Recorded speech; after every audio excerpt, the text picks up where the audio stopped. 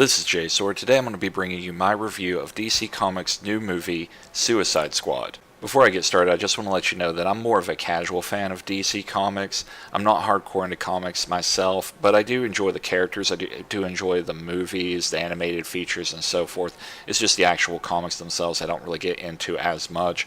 I'm not an expert on the characters. Really, I only know Harley and Joker from this movie to any length. I do know of the other characters somewhat, but I'm no expert. So I just want to let you know this is a review coming from a more casual perspective than one, say, from a very hardcore comic book geek perspective. So just keep that in mind as I go through this review. For anyone completely unfamiliar with what the Suicide Squad is, the basic premise is taking some of the worst villains in DC Comics, bringing them together under Amanda Waller's leadership. She's a high-ranking government official who creates the Suicide Squad in order to take on Black Ops projects and fight against other meta-human threats that normally couldn't be taken on by normal humans, or when certain characters such as Superman or Batman are unavailable. You bring in the Suicide Squad. They have bombs implanted in their necks, so if they try to go rogue, they'll be killed instantly. And you may actually see that take place in the movie as well. But that is the basic premise behind Suicide Squad in the comics, and that is what it is here as well. Throughout Suicide Squad's history, they have changed and evolved the roster over the years. The roster that is in this movie is going to be comprised of Deadshot, Harley Quinn, El Diablo, Enchantress, Katana, Killer Croc, Slipknot, Captain Boomerang, and led by Captain Flag. The movie does a really decent job of setting up the characters for anyone who's not familiar early in the movie. It goes through each one's history and gives a bit of a brief background to them. And some characters are focused on a lot more than others. Obviously, Deadshot and Harley, since they seem to be focused as more the stars of the show, get a lot more screen time than, say, El Diablo or Captain Boomerang. But again, it still does a really decent job of setting up those characters, especially for someone like me who's not familiar, to really get up to speed on who they are, why they're in the position that they're in, and how they end up in the Suicide Squad.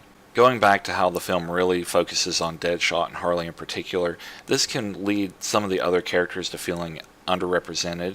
A couple of those characters in particular that I felt really needed more screen time, more exposition, was El Diablo and Katana in particular. I really wanted to see more from these characters, more of these characters on screen, more about their history. El Diablo you do get eventually some more about, but Katana just feels kind of brought in and not really done much with. I really want to see more from these characters, be it their own movies or in hopefully a better done Suicide Squad in the future with a smaller cast, so that each character gets ample screen time, whereas here the squad is just really too big and we can't really focus much on each individual character, or at least it's not as much as I would want, because some of the stars just have to be those stars, I guess. But definitely want to see more from some of the characters, less of others, with some of the characters getting too much screen time. Some of them didn't feel like they were necessary at all. In particular, Captain Boomerang. It felt like he was just thrown in just to have him in the movie. I don't know why. And he could really just be out of the movie entirely and nothing would be missing. In fact, I think the movie might even be just a slight bit better with him not being in the movie, just so that we can have that extra little bit of time to focus on the other characters that have a better character, at least in my opinion, that deserved that screen time more than Captain Boomerang. He just didn't really feel like he added anything to the movie at all. He could just be completely removed without any kind of an issue there. Acting was on point for everyone, I felt. It wasn't like anyone really did a poor job.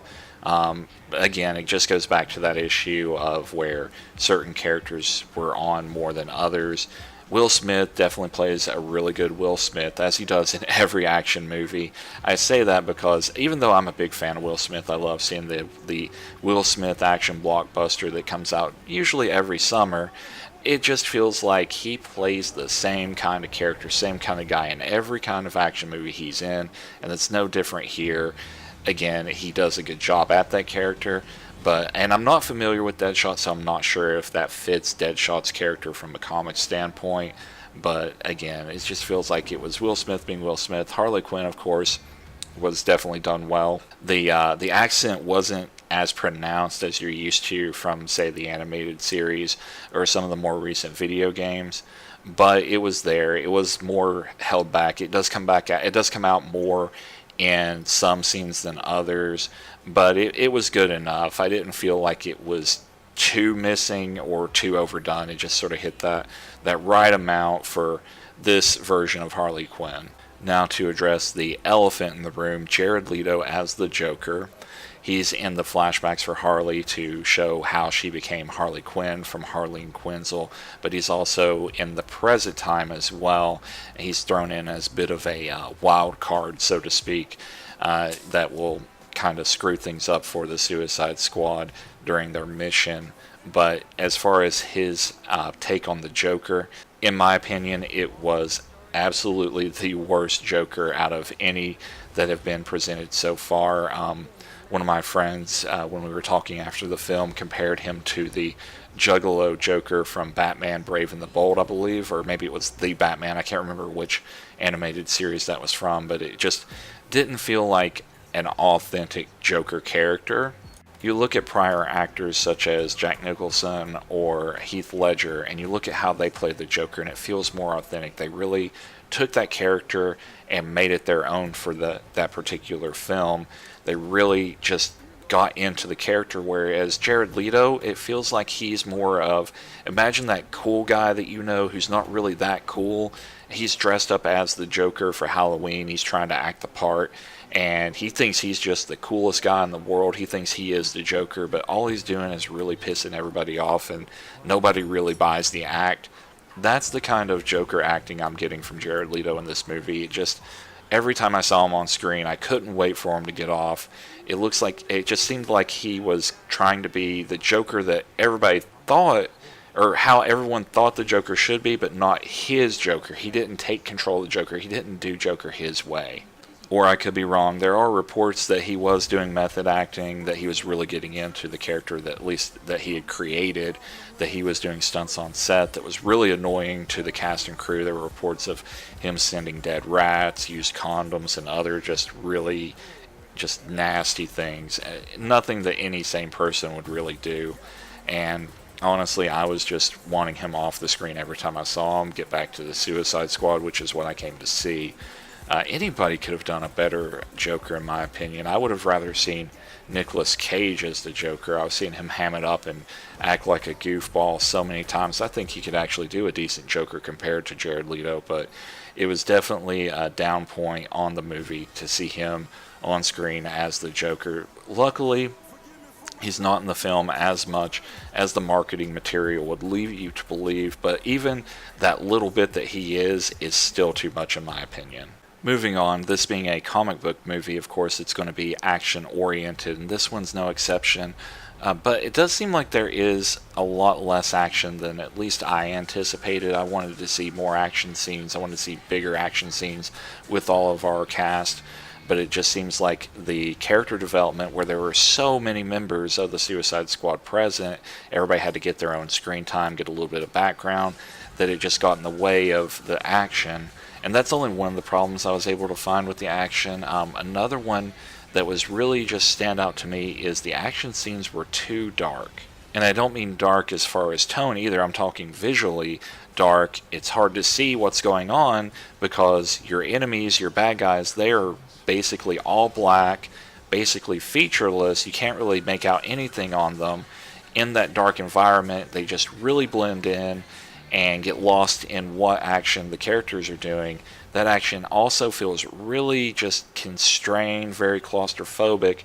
There's not a lot of moving around, moving between different areas in the action itself. It's either in one tight area or another, and it just really hurts because you expect with all of these characters there's going to be spread out fights, and a lot of the characters, they use ranged weaponry. Harley Quinn, she's very acrobatic, but you don't get to see a lot of that because it's just all so tight, all so closed together, and I just wanted to see a lot more spread out action and see everyone really able to use their abilities and skills to their fullest potential. You just don't get that here. You just get something that's really closed in. Even people with guns are shooting at other people, or at the bad guys rather, from 5 feet away.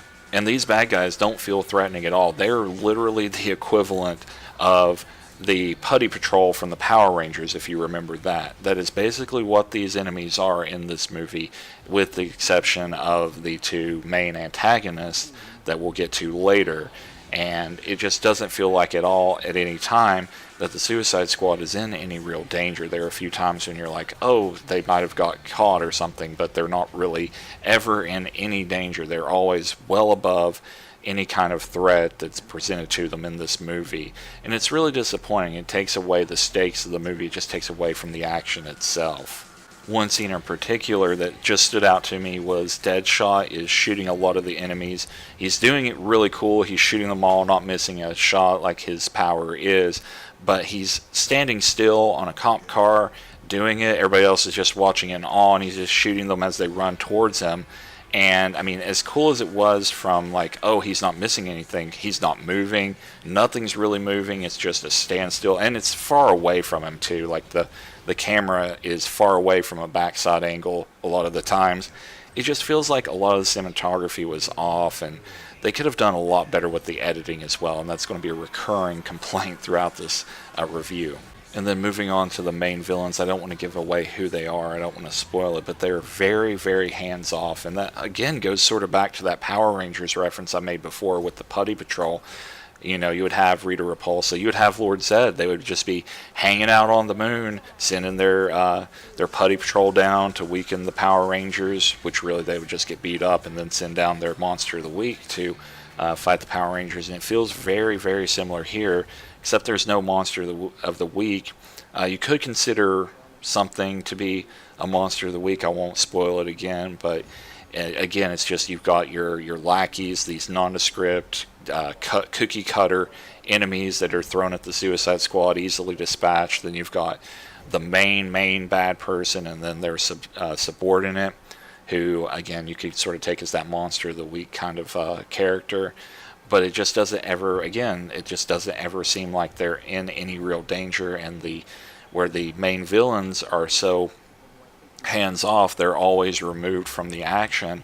It just doesn't really bring any kind of stakes. I mean, there is a threat to the world going on, but the Suicide Squad is so far removed from it during the movie that you don't really get that feel, that edge of your seat feel, that kind of everything is at stake feeling going through the movie.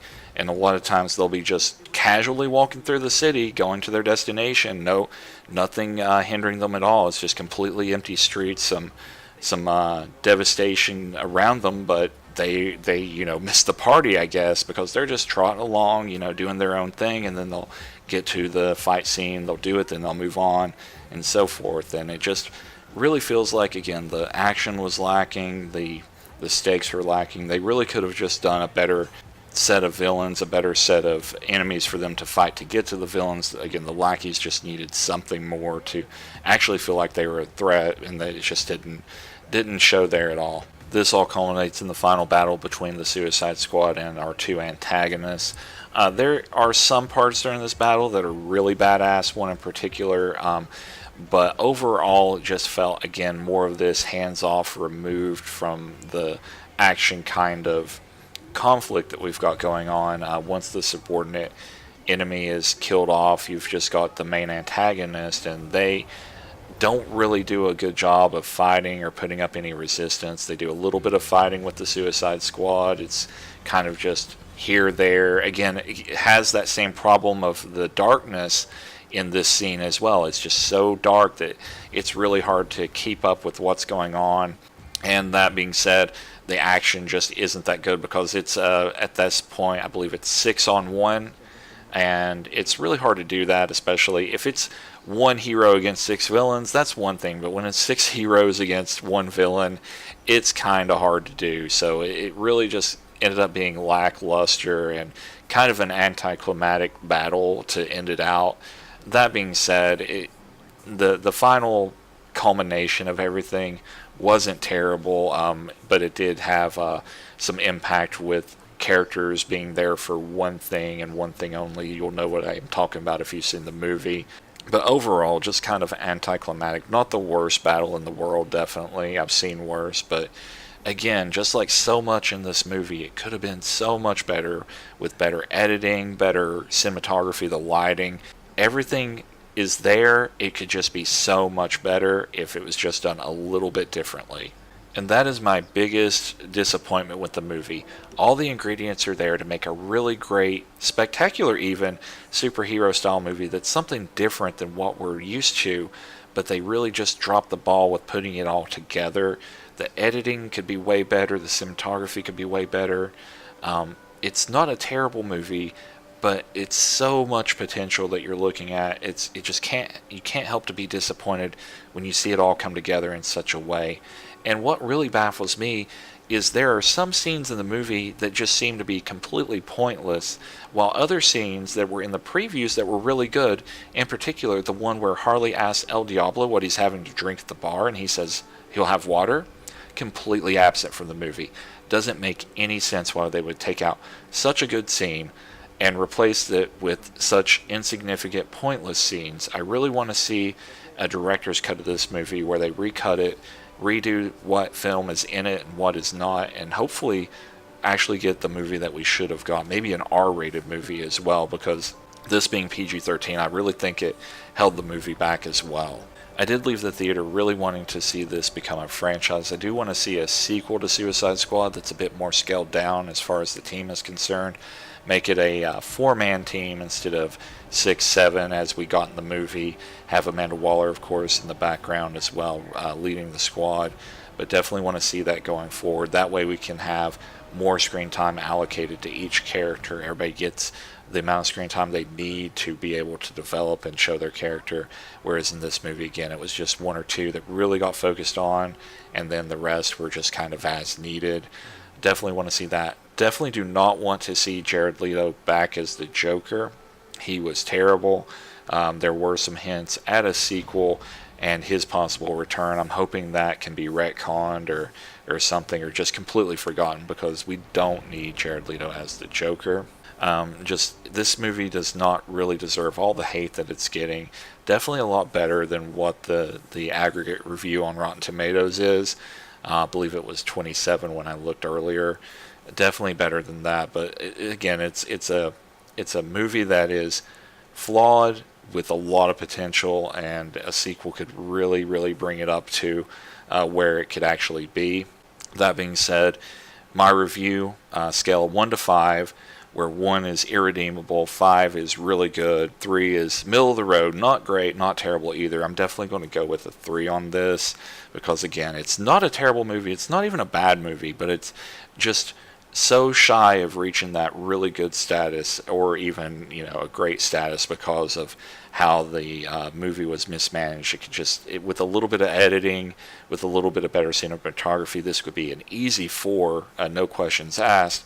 But because of those flaws, it does go right in that sort of okay category, that mediocre category, which is what I call 3. So definitely, it's worth seeing if you're a DC fan. It's worth seeing if you're a Suicide Squad fan, or even a casual moviegoer. Catch it on a matinee. Definitely worth seeing. But it's not the best movie in the world by any stretch of the imagination. But it's not the worst superhero movie either. So definitely, again, 3 out of 5 for this movie.